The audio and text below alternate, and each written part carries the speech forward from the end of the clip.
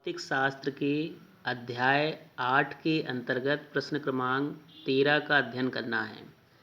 प्रश्न है, जड़त्व आघूर्ण से संबंधित लंब अक्ष प्रमेय या लंबवत अक्ष प्रमेय लिखिए तथा सिद्ध कीजिए। जड़त्व आघूर्ण से संबंधित लंब अक्ष प्रमेय या लंबवत अक्ष प्रमेय लिखना है और सिद्ध करके भी उसको बताना है। इसके पहले हम लोगों ने समांतर अक्ष प्रमेय पढ़ी थी। समांतर अक्ष प्रमेय और लंब अक्ष प्रमेय ये दोनों ही प्रश्न इस अध्याय के मोस्ट इम्पॉर्टेंट प्रश्न हैं। दोनों में से कोई एक प्रश्न वार्षिक परीक्षा में पूछा जा सकता है। सबसे पहले देखते हैं कथन। प्रमेय है, प्रमेय का सबसे पहले क्या देखते हैं? कथन। कथन में बताया गया है कि किसी पिंड के तल में स्थित दो लंबवत अक्षों के परितः पिंड के जड़त्व आघूर्णों का योग उस तीसरी अक्ष के परितः पिंड के जड़त्व आघूर्ण के बराबर होता है। यहाँ पर ध्यान देना है, किसी पिंड के तल में स्थित दो लंबवत अक्षों के परितः जड़त्व आघूर्णों का योग उस तीसरी अक्ष के परितः जड़त्व आघूर्ण के बराबर होता है जो उन दोनों अक्षों के लंबवत होती है। किसकी बात हो रही है? तीसरी अक्ष की बात हो रही है। तीसरी अक्ष क्या है? उन दोनों अक्षों के लंबवत होती है और उन दोनों अक्षों के कटान बिंदु से होकर गुजरती है। यहाँ पर ध्यान देना है, दो अक्ष एक दूसरे के लंबवत हैं। उन दोनों लंबवत अक्षों के परितः जड़त्व आघूर्णों का योग कह रहा है। जड़त्व आघूर्णों का योग किसके बराबर होता है? तीसरी अक्ष के परितः जड़त्व आघूर्ण के बराबर होता है। और वो जो तीसरी अक्ष होती है, तीसरी अक्ष उन दोनों अक्षों के लंबवत होती है और उनके कटान बिंदु से होकर गुजरती है। अब मान लेते हैं कि तीन लंबवत अक्ष OX, OY और OZ हैं। चूँकि तीन अक्ष लेना है ना, और तीनों अक्ष कैसी हैं? एक दूसरे के लंबवत हैं। और इन लंबवत अक्षों के परितः जड़त्व आघूर्ण IX, IY और IZ हैं। IX क्या है? X अक्ष के परितः जड़त्व आघूर्ण। IY क्या है? OY या Y अक्ष के परितः जड़त्व आघूर्ण। IZ क्या है? OZ या Z अक्ष के परितः जड़त्व आघूर्ण है। तो यदि इस प्रकार से जड़त्व आघूर्ण हो तो प्रमेय के अनुसार क्या होगा? तीसरी अक्ष का जड़त्व आघूर्ण मतलब IZ किसके बराबर होता है? दो अक्षों के जड़त्व आघूर्णों के योग के बराबर होता है, मतलब IX प्लस IY। IZ का जो मान है IX प्लस IY के बराबर होता है। किसके अनुसार? प्रमेय के अनुसार। तीसरी अक्ष का जड़त्व के परितः जड़त्व आघूर्ण शेष दो अक्षों के परितः जड़त्व आघूर्णों के योग के बराबर होता है। तो ये है इसका कथन। तो हमको लंब अक्ष प्रमेय यदि सिद्ध करना है तो क्या सिद्ध करना पड़ेगा? IZ बराबर IX प्लस IY। ये तो था कथन। अब देखना है उपपत्ति। तो यहाँ पर हेडिंग लिख लेंगे उपपत्ति। ये हेडिंग यहाँ पर लिख लेना है और हेडिंग लिखने के बाद ये चित्र बनाना है। चित्र में क्या बना है? चित्र में इस प्रकार से एक कोई पिंड बना है। पिंड की आकृति किसी भी प्रकार की बना सकते हो। तो ये एक पिंड है। पिंड में दो लंबवत अक्ष कौन कौन सी हैं? एक अक्ष है ये OX मतलब X अक्ष है, एक अक्ष ये हो गई, और दूसरी अक्ष है ये OY मतलब Y अक्ष है। ये दोनों अक्ष एक दूसरे के लंबवत हैं। और इन दोनों अक्षों के लंबवत एक तीसरी अक्ष कौन सी है? ये OZ या जिसको Z अक्ष भी कह सकते हैं। तो ये तीसरी अक्ष उन दोनों अक्षों के कटान बिंदु मतलब ये जहाँ पे O लिखा है, OX और OY का कटान बिंदु क्या है? बिंदु O। तो इस कटान बिंदु से होकर जा रही है कौन सी अक्ष, ये तीसरी अक्ष मतलब जेड अक्ष। ठीक है, अब ऐसा मान लेते हैं कि ये जो पिंड है कई कणों से मिलकर बना है, इसमें पिंड में क्या है, कई कण हैं। ऐसा ही एक कण मान लेते हैं कि कहाँ पर है, यहाँ पर, जहाँ पर P लिखा है इस बिंदु P पर एक कोई कण है, कई कणों से मिलकर ये पिंड बना है और उन्हीं कणों में से एक कण कौन सा है, P है। इस कण P का द्रव्यमान क्या है, स्मॉल m है। याद है हो यदि तो इसके पहले समांतर अक्ष प्रमेय जब पढ़ी थी तो समांतर अक्ष प्रमेय में भी एक कण P ले लिया था और उस कण P के लिए ही मान निकालते थे, तो इसमें भी ऐसा ही एक कण ले लिया यहाँ पर P। अब इस कण P की x अक्ष से दूरी कितनी है, y है। ये वाली जो दूरी है ये कितनी है, y है। क्यों y होगी, क्योंकि इसका मान ये इसके बराबर होगा, जहाँ पर मैंने एक गोला लगाया है इसके बराबर। और इस कण की y अक्ष से दूरी कितनी है, x है, और z अक्ष से दूरी कितनी है, r है।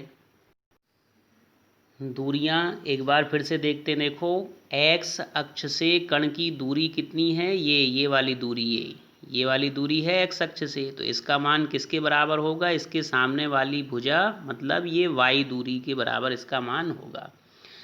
y अक्ष से इसकी दूरी कितनी है, y अक्ष से इसकी दूरी है ये वाली दूरी मतलब ये x है, इसका मान x क्यों होगा, क्योंकि इसके सामने वाली जो भुजा है ये x होगी।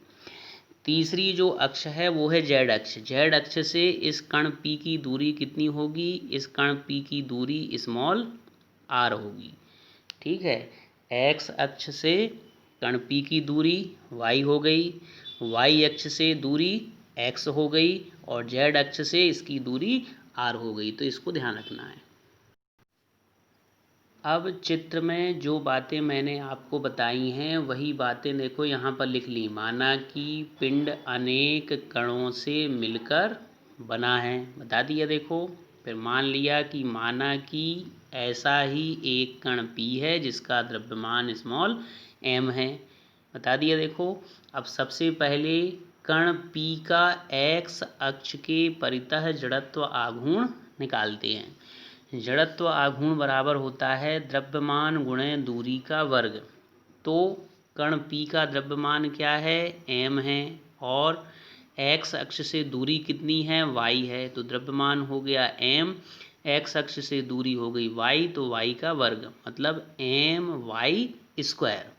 समझ में आ गया। कण P का x अक्ष के परितः जड़त्व आघूर्ण निकाल रहे हैं, तो जड़त्व आघूर्ण का सूत्र होता है द्रव्यमान गुणे दूरी का वर्ग। कण P का द्रव्यमान m है और कण P की x अक्ष से दूरी y है, तो y का स्क्वायर आ गया। ठीक है, अब जब कण के लिए मान निकल आया तो संपूर्ण पिंड के लिए मान निकालते हैं। कण P के लिए मान निकल आया तो संपूर्ण पिंड का x अक्ष के परितः जड़त्व आघूर्ण निकालते हैं। इसके पहले भी जब समांतर अक्ष प्रमेय हमने पढ़ाई थी तो उस समय बताया था कि एक कण के लिए मान जब निकाल लेते हैं और पूरे पिंड के लिए जब मान निकालना होता है तो एक कण के लिए जो मान आया है उसी के सामने सिग्मा लगा देते हैं, तो पूरे पिंड के लिए मान निकल आता है। तो यहाँ भी वही करेंगे। देखो एक कण P के लिए मान कितना निकला था, my², उसी के सामने देखो यहाँ पर सिग्मा लगा दिया ये, तो सिग्मा my² हो गया।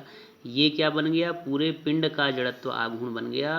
पूरे पिंड के जड़त्व आघूर्ण को I लिखते हैं, x अक्ष के परितः निकाल रहे हैं इसलिए सफिक्स में x लिखा है। तो ये इस प्रकार से यहाँ पर समीकरण 1 प्राप्त हो जाएगा। अब इसी प्रकार कण P का y अक्ष के परितः जड़त्व आघूर्ण निकालेंगे। कण P का y अक्ष के परितः जड़त्व आघूर्ण, तो फिर से वही सूत्र लगेगा, द्रव्यमान गुणे दूरी का वर्ग। द्रव्यमान कितना है, m है, किसका, कण P का, और कण P की y अक्ष से दूरी कितनी है, x, तो x का वर्ग। द्रव्यमान m और दूरी x का वर्ग हो गया। ठीक है, कण का निकल आया, कण के लिए मान निकल आया तो फिर से वही करेंगे। पूरे पिंड के लिए y अक्ष के परितः मान निकालेंगे। कण के लिए जब मान निकल आया तो पूरे पिंड के लिए वाई अक्ष की पड़ता मान निकालेंगे। ठीक है, इसे आई वाई लिखेंगे। आई वाई क्यों लिख रहे हैं? क्योंकि वाई अक्ष की पड़ता निकाल रहे हैं। आई हो गया जड़त्वाघूर्ण, वाई अक्ष की पड़ता है इसलिए वाई, और जो एक कण के लिए मान निकला है उसी के सामने सिग्मा लगा के लिख देंगे, मतलब सिग्मा एम एक्स स्क्वायर। ठीक है, अब जैसे x अक्ष के लिए निकाला मान, y अक्ष के लिए निकाला, अब इसी प्रकार से कण P का z अक्ष के परितः जड़त्व आघूर्ण निकालेंगे। सूत्र फिर से वही, द्रव्यमान गुणे दूरी का वर्ग। द्रव्यमान m है, दूरी क्या है कण P की z अक्ष से? r है, तो दूरी का वर्ग मतलब r का वर्ग।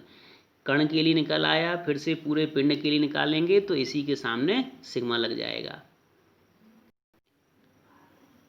आ गया, देखो कण के लिए निकल आया, तो अब संपूर्ण पिंड का z अक्ष की परितः जड़त्व आघूर्ण निकाला।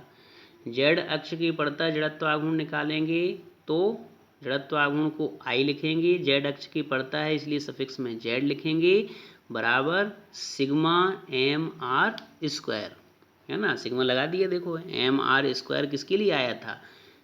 कण P के लिए, और जब पूरे पिंड के लिए मान निकाला तो उसी एम आर स्क्वायर के सामने सिग्मा लगा दिया।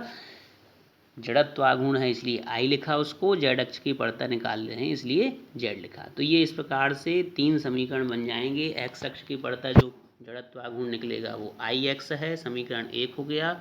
y अक्ष की पड़ता जो जड़त्व आघूर्ण निकला वो Iy है, समीकरण 2 हो गया।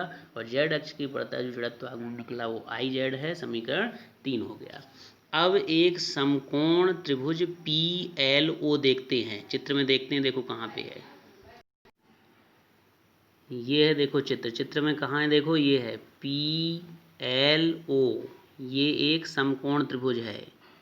ये जहाँ पे L लिखा है यहाँ पे 90 अंश का कोण बन रहा है ना, इसलिए समकोण त्रिभुज है। जिस त्रिभुज में 90 अंश का कोण बनता है वो समकोण त्रिभुज होता है। तो PLO ले लेते हैं।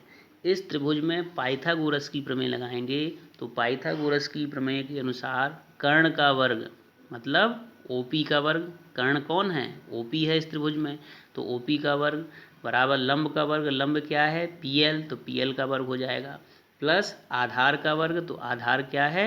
OL, तो OL का वर्ग।